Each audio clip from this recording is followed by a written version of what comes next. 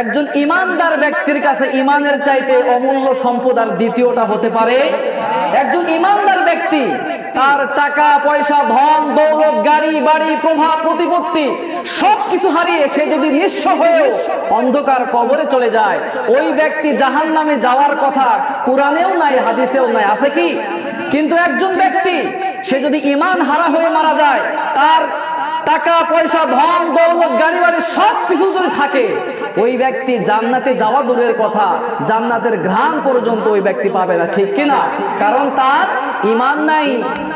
এই জন্য একজন ঈমানদার প্রয়োজনে তার জীবনের সব কিছু হারিয়ে ফেলতে পারে, কিন্তু কোনো মানুষদের কাছে কোনো বেঈমানের কাছে মাথা নত করতে পারে না, ঈমান বিক্রি করতে পারে। আমাদের পূর্বপুরুষদের ইতিহাস যদি আপনি তালাশ করেন তাহলে দেখতে পাবেন আমাদের পূর্বপুরুষগণ ঈমানের প্রতি অবিচল থাকার কারণে ঈমান বিদ্বেষীরা তাদেরকে ঘর বাড়ি থেকে পরিত্যাগ করে দিয়েছে, জেল জুলুমের শিকার করে দিয়েছে, তাদের মাথার উপরে তরাত রেখে তাদেরকে প্রাণনাশের হুমকি দিয়েছে। এরপরে আমাদের পূর্বপুরুষগণ ঈমানের প্রতি অবিচল থাকার কারণে প্রয়োজনে রক্ত দিয়েছে, জীবন দিয়েছে, এরপরে কোনো বাতিলদের সামনে মাথা নত করে নাই, ঠিক কিনা? আল্লাহর কাছে দোয়া করছে রব্বুল আলামিন যেন এমন জাতের মজবুত ঈমান দান করেন, সকলে পড়ছে আমিন।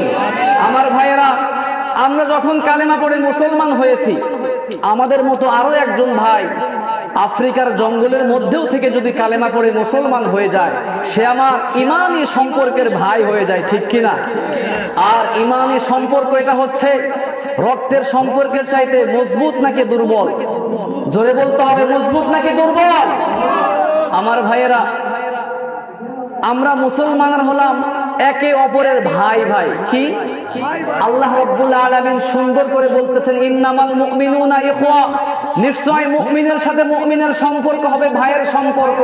আবার নবীজি বলতেছেন, আল মুসলিমু আখুল মুসলিম, মুসলমানের সাথে মুসলমানের সম্পর্ক হবে ভাইয়ের সম্পর্ক। কুরআন এবং হাদিসের দাবি হচ্ছে গোটা বিশ্বের মুসলিম উম্মাহ ঐক্যবদ্ধ হয়ে থাকবে, একই কাতারে থাকবে। যখন একটি কাতারের মধ্যে মুসলিম উম্মাহ থাকতে পারবে, তখন তাদের শক্তি আরো বেড়ে যাবে, গোটা বিশ্বের বুকে মাথা উঁচু করে দাঁড়াতে পারবে। আজ অনেকের কারণে আজকে মুসলিম উম্মাহ যেখানে আছে অধিকার বঞ্চিত লাঞ্ছিত, ঠিক কিনা? গোটা বিশ্বের দিকে তাকালে দেখা যাচ্ছে যেই মুসলিম উম্মাহ গোটা বিশ্বকে একটা সময় নেতৃত্ব দিয়েছে, শাসন করেছে, সেই মুসলিম উম্মাহ আজ বিভিন্ন জায়গার মধ্যে অধিকার বঞ্চিত লাঞ্ছিত নির্যাতিত নিষ্পেষিত অবস্থায় পড়ে রয়েছে। আর এর প্রথম এবং প্রধান কারণ হচ্ছে আজ মুসলিম উম্মাহ দলে দলে দলে দলে বিভক্ত হয়ে গিয়েছে, ঠিক কিনা? আমার ভাইয়েরা, আজকে আমরা খুব অল্প সময়ে ঐক্যবদ্ধ কেন থাকবো? Why should we be United? কি কারণে আমাকে আপনাকে ঐক্যবদ্ধ থাকা দরকার? What is the importance of unity? ঐক্যবদ্ধ থাকার গুরুত্ব কি? আজকে আমরা কোরআন এবং সুন্নাহ থেকে একটি ব্যতিক্রম ধর্মী আলোচনা শুনবো ইনশাআল্লাহ। আমরা ঐক্যবদ্ধ কেন থাকবো? তার নাম্বার ওয়ান, এক নাম্বার কারণ হচ্ছে Allah himself order to remain united. আল্লাহ রাব্বুল আলামিন আমাকে আপনাকে ঐক্যবদ্ধ থাকার অর্ডার করেছেন, সুবহানাল্লাহ। তাম বিশ্বের মুসলমানরা হচ্ছে ভাই ভাই, ভ্রাতৃত্বের এই বন্ধনকে মজবুত করে গোটা পৃথিবীর মুসলমানরা ইসলামের কালেমার পতাকা তলে ঐক্যবদ্ধ থাকবে। এটাই হচ্ছে মহান রবের পক্ষ থেকে মহান হুকুম। রব্বুল আলামিন পবিত্র কুরআনুল কারীমের ৩ নম্বর সূরা, সূরা আলে ইমরানের ১০৩ নম্বর আয়াত থেকে বড় চমৎকার করে বললেন, ওয়াতাসিমু বিহাবিলিল্লাহি জামিআন ওয়ালা তাফাররাকু। আল্লাহ রাব্বুল আলামিন বলছেন, তোমরা আল্লাহর দ্বীনের রজ্জুকে মজবুত করে ধারণ করো, খবরদার ওয়ালা তাফাররাকু, বিচ্ছিন্ন হয়ে যেও না, বিভেদ সৃষ্টি করিও না। আল্লাহ রাব্বুল আলামিন আরো চমৎকার করে পবিত্র কুরআনুল কারীমের ৩ নম্বর সূরা, সূরা আলে ইমরানের ১০৫ নম্বর আয়াত থেকে বলছেন, ওয়ালা তাকুনু কাল্লাযীনা তাফাররাকু ওয়াখতালাফু মিন বা'দি মা জাআহুমুল বায়িনাত। আল্লাহ রাব্বুল আলামিন বলছেন, খবরদার তোমরা তাদের মতো হয়ে যেও না যারা পরস্পর মত পার্থক্য করে, মত বিরোধ তৈরি করে দলে দলে বিভক্ত হয়ে পড়েছে। অর্থাৎ তোমরা ইহুদি আর খ্রিস্টানদের মতো হয়ে যেও না, তারা যেমন করে পরস্পর মত বিরোধ করে বিভিন্ন দলে দলে বিভক্ত হয়ে পড়েছে, তোমরাও তাদের মতো হয়ে যেও না। যিনি আমাদেরকে সতর্ক করলেন, ঐক্যবদ্ধ থাকার কথা বললেন, আওয়াজ দিয়ে বলতে হবে তিনি কে? আমার ভাইয়া, আল্লাহ রাব্বুল আলামিন আরো সুন্দর করে পবিত্র কুরআনুল কারীমের 6 নম্বর সূরা, সূরা আল আনআমের 159 নম্বর আয়াত থেকে বলছেন, ইন্নাল্লাযীনা ফাররাকু দীনাহুম ওয়া কানু শিয়াআন লাস্তা মিনহুম ফি শাই। আল্লাহ রাব্বুল আলামিন বলছেন, নিশ্চয় যারা তাদের ধর্মকে টুকরো টুকরো করে ফেলেছে, ছিন্ন ভিন্ন করে ফেলেছে, ও নবী আপনি এবং আপনার উম্মতের তাদের ব্যাপারে কোনো দায়িত্ব নাই, আপনার উম্মতেরাও যেন তাদের মতো হয়ে না যায়। যিনি আমাদেরকে ঐক্যবদ্ধ থাকার কথা বললেন, আওয়াজ দিয়ে বলতে হবে তিনি কে? আমরা তো এই জন্য ঐক্যবদ্ধ থাকবো, তার কারণ আল্লাহ আমাদের পৃথিবীর সকল মুসলিম উম্মাহকে ঐক্যবদ্ধ থাকার অর্ডার করেছেন। সুবহানাল্লাহ। নাম্বার 2, আমরা এই জন্য ঐক্যবদ্ধ থাকা লাগবে। The fundamental acts of worship in Islam teach us to be united. ইসলামের যত মৌলিক ইবাদত রয়েছে, সকল ইবাদত আমাদেরকে ঐক্যবদ্ধ থাকার শিক্ষা দেয়। সুবহানাল্লাহ।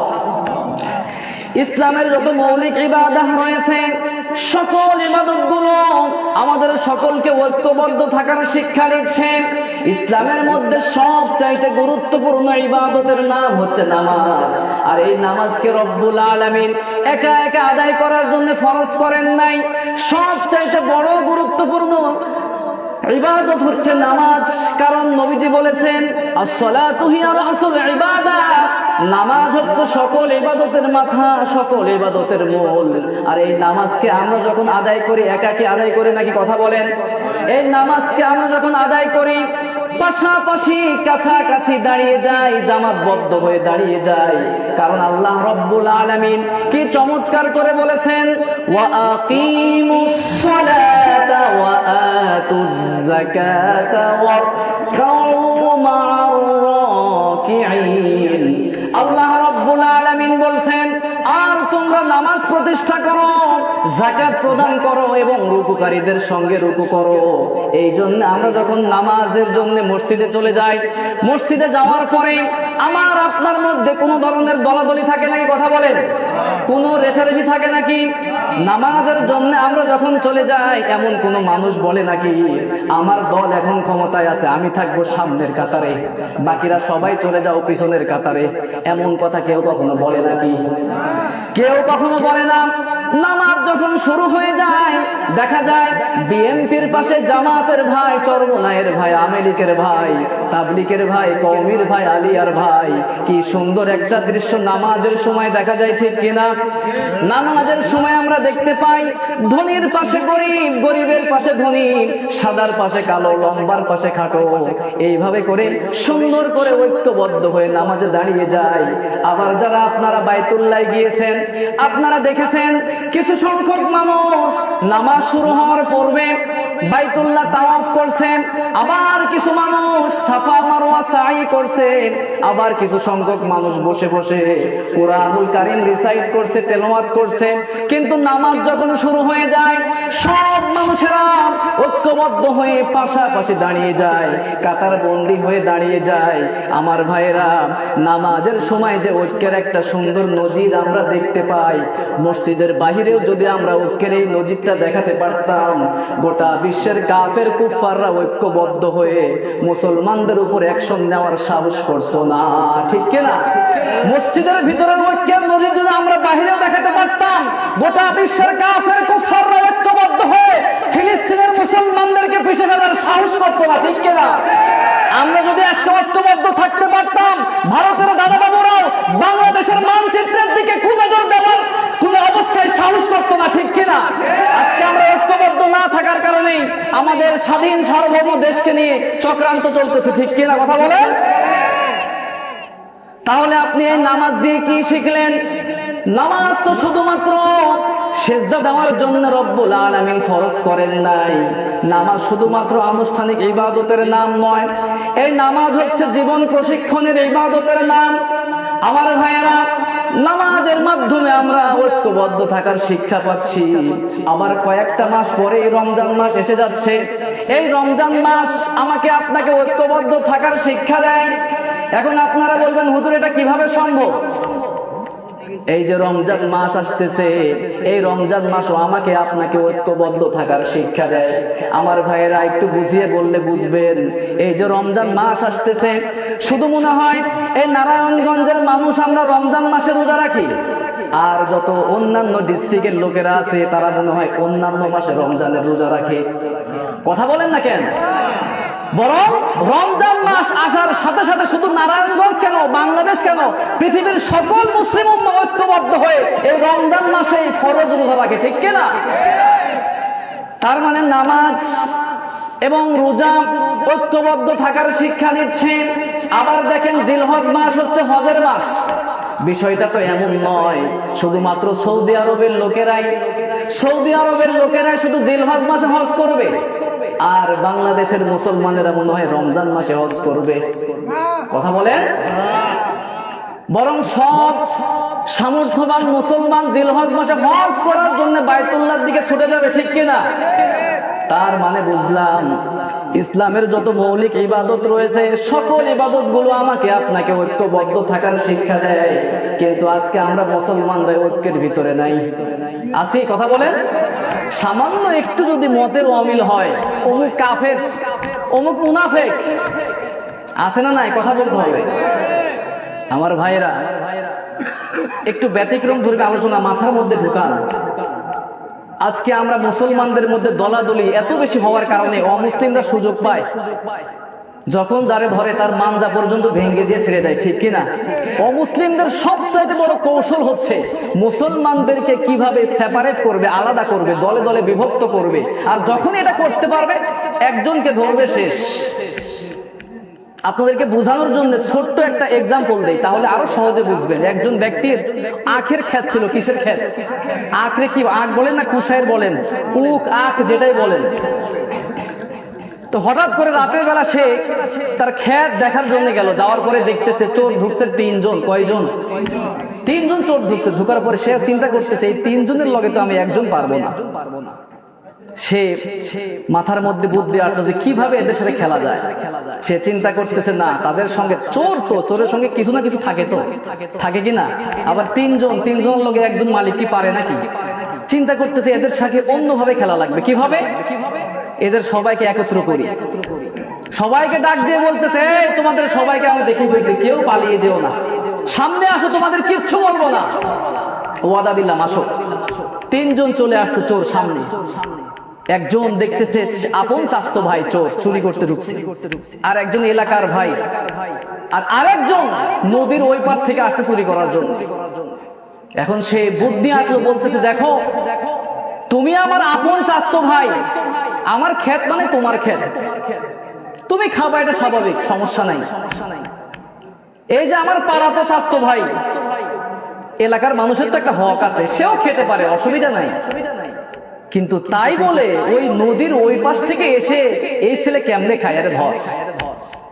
3 জনে মিলে আরে ধরছে, একদম শোয়া ফেলাইছে। আছে কয়জন? এবার বলতেছে, এটা আমার চাস্তো ভাই, সে আমার যখন ইচ্ছা তখন আমার ক্ষেতের মধ্যে ঢুকবে, খাবে, সমস্যা নাই। কিন্তু তাই বলে তুমি হচ্ছে এলাকার ভাই, তোমার মতো আরো যদি সবাই এসে আমার ক্ষেতে ঢুকে, তাহলে তো আমার ক্ষেত শেষ। তাহলে কি করা? এরও সাইজ করা লাগবে। 2 জনে মিলে আরো সাইজ করে দিচ্ছে। আছে কয়জন? বল, চাস্তো ভাই, নদীর ওই পারের লোক, সে আমার আপন না, সে আমার ক্ষতি করতে পারে। এলাকার পাড়াতো ভাই, সেও আমার ক্ষতি করতে পারে, কিন্তু তুই আপন চাস্তো ভাই হয়ে তুই কেমনে আমার ক্ষেতের মধ্যে ঢুকছিস? শেষ। তো কাফের কুফাররা এইভাবেই, তারা জানে গোটা বিশ্বের বুকে মুসলমানরা প্রায় 200 কোটির মতো। মুসলমানরা যদি ঐক্যবদ্ধ হয়ে যায়, জিহাদ যুদ্ধের প্রয়োজন নাই। মুসলমানদের ঐক্যবদ্ধ হওয়াটাই তাদের বিরুদ্ধে যুদ্ধ ঘোষণা চাইতে আরো বড়টা হয়ে যাবে, ঠিক কিনা? কিন্তু এই জন্য তারা বিভিন্ন ভাবে মুসলমানদের মধ্যে ডিভাইডেশন একদম অবস্থা করে রাখছে, বিভেদ করে রাখছে, যাতে করে মুসলমানরা ঐক্যবদ্ধ হতেও না পারে, গোটা বিশ্বকে নেতৃত্ব দিতে না পারে। ঠিক কিনা কথা বলেন? তাছাড়া এই যে নামাজ, রোজা, হজ, প্রত্যেকটা ইবাদত আমাকে আপনাকে ঐক্যবদ্ধ থাকার শিক্ষা দিচ্ছে। কারণ আমরা ঐক্যবদ্ধ হতে পারলেই গোটা বিশ্বের সকল কাফের কুফাররা আমাদের কথা অনুযায়ী তারা তাদের মতো করে পরিচালনা করবে। ঠিক কিনা? আজকে মুসলমানরা আমরা অনুরোধের জায়গার মধ্যে আছি, অর্ডারের জায়গার মধ্যে আমরা এখন আসতে পারি নাই। আমার ভাইয়েরা, পয়েন্ট ভুলে গেলে চলবে না। আমরা ঐক্যবদ্ধ এই জন্যই থাকবো, আল্লাহ আমাদেরকে অর্ডার করেছেন যে ঐক্যবদ্ধ থাকতে হবে। সুবহানাল্লাহ। আর 2 নাম্বার যে পয়েন্ট আমি বললাম সেটি হচ্ছে ইসলামের যত মৌলিক ইবাদত আছে সকল ইবাদত আমাদের সবাইকে ঐক্যবদ্ধ থাকার শিক্ষা দিচ্ছে। সুবহানাল্লাহ। নাম্বার 3, ঐক্যবদ্ধ আমরা এই জন্যই থাকবো, there is no alternative to standing united in the whole world. যদি আপনি মাথা উঁচু করে বাঁচতে চান, গোটা বিশ্বের বুকে আপনি যদি মাথা উঁচু করে দাঁড়াতে চান, ঐক্যবদ্ধ হওয়া ছাড়া কোনো বিকল্প পথ আছে? এই জন্য বিশ্বনবী সাল্লাল্লাহু আলাইহি ওয়াসাল্লাম বুখারীর বর্ণনায় বড় চমৎকার করে বললেন, আল মুমিনু লিল মুমিনি কাল বুনিয়ান ইয়াশুদ্দু বাদুহু বাদা। বিশ্বনবী সাল্লাল্লাহু আলাইহি ওয়াসাল্লাম বললেন, মুমিনে মুমিনের সম্পর্ক হবে কেমন শোনো। এই যে সামনে একটা বিল্ডিং দেখা যাচ্ছে, বিল্ডিং এর যে প্রাচীর রয়েছে, দেওয়াল রয়েছে, দেওয়ালের মধ্যে যে ইট রয়েছে, একটা ইট আরেকটা ইটের সঙ্গে সুন্দরভাবে লাগোয়া অবস্থায় আছে। আমার ভাইয়েরা, আরো সহজ ভাবে বলি, আপনি যখন আপনার বিল্ডিং তৈরি করতেছেন, বিল্ডিং তৈরি করতে গিয়ে শুধুমাত্র ইটের যদি আপনি ব্যবহার করেন, একটার উপরে একটা ইট যদি দেন, সিমেন্ট এবং বালির যদি মিশ্রণ না ঘটান, তাহলে কি ওই প্রাচীর, ওই দেওয়াল কি মজবুত হবে? জোরে বলেন।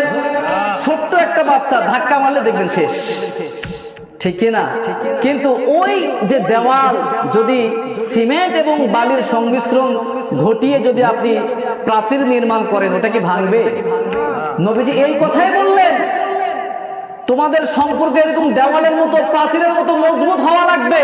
যদি তোমরা মজবুত ভাবে, ঐক্যবদ্ধ ভাবে তোমরা থাকতে পারো, গোটা বিশ্বের কাফের কুফাররা তোমাদের সঙ্গে কোনো অবস্থায় পেরে উঠবে না, তোমরা মাথা উঁচু করে দাঁড়াতে পারবে। সুবহানাল্লাহ। নবীজি বললেন, আল মুমিনুনা কাল জাসাদিল ওয়াহিদ। মুমিনরা হচ্ছে একটা দেহের ন্যায়। কিসের ন্যায়? একটা দেহের ন্যায়। আপনার শরীরের কোনো একটা অঙ্গে যদি ব্যথা পান, দেখবেন ওই ব্যথা শুধু ওই অঙ্গে থাকে না, গোটা শরীরেই অনুভূত হয়। ঠিক কিনা? এইভাবে করে বাংলাদেশের মুসলমান, ওই ভারতে, ওই ফিলিস্তিনে মুসলমান যদি আক্রান্ত হয়, বাংলাদেশে থেকেও আমরা মুসলমানদের অনুভূতি আশা লাগবে যে আমার ভাই সেখানে মার খাচ্ছে। আমাদের করণীয় কি, কর্মসূচি কি, এগুলো আমাকে আপনাকে ভাবতে হবে। ঠিক কিনা? আজকে আমরা ঐক্যবদ্ধ হতে পারি নাই, অথচ দেখেন আমাদের রব কয়জন? জোরে বলেন। সবাই তো বলতে পারলেন না, আমাদের রব কয়জন? দুহাত তুলে সবাই বলেন, আমাদের রব কয়জন? লিল্লাহে তাকবীর। আর একটু জোরে বলা যায় না, আল্লাহু আকবার। আমার ভাইয়েরা, আমাদের রব কয়জন? আরো জোরে বলেন। আমাদের নবী কয়জন? আরো জোরে। আমাদের সংবিধান কয়টি? আমাদের সব কিছু এক। আমাদের রব একজন, নবী একজন, সংবিধান একটা, সব কিছু এক। অথচ আজও পর্যন্ত আমরা মুসলমানরা ইসলাম রক্ষার্থে, দেশ রক্ষার্থে ঐক্যবদ্ধ হতে পারলাম